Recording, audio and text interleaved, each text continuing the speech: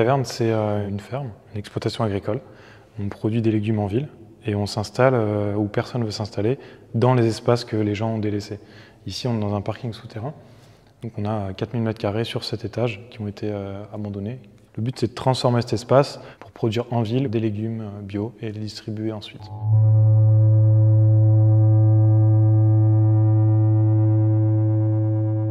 On pense qu'on réinvente un petit peu la façon dont on s'alimente, effectivement. Je n'irai pas jusqu'à dire que je révolutionne l'alimentation, mais en tout cas, on est vraiment dans une démarche de produire localement de manière le plus écologique possible.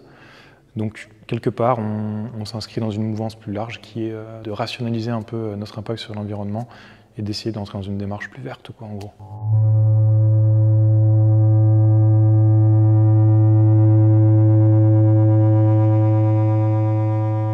Le city jardinage ou l'agriculture en ville, le paysagisme, c'est quelque chose qui est très à la mode et il y a énormément d'intérêt de la part de beaucoup de gens.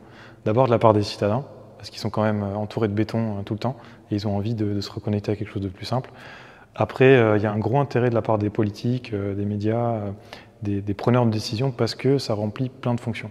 Pas seulement la fonction de production, de beau, de bien-être, mais aussi de lien social par exemple. C'est un peu particulier ici, on est en souterrain, mais tout ce qui se passe sur les toits ou dans les jardins partagés, ça démontre bien qu'il y a un réel intérêt de la part des habitants.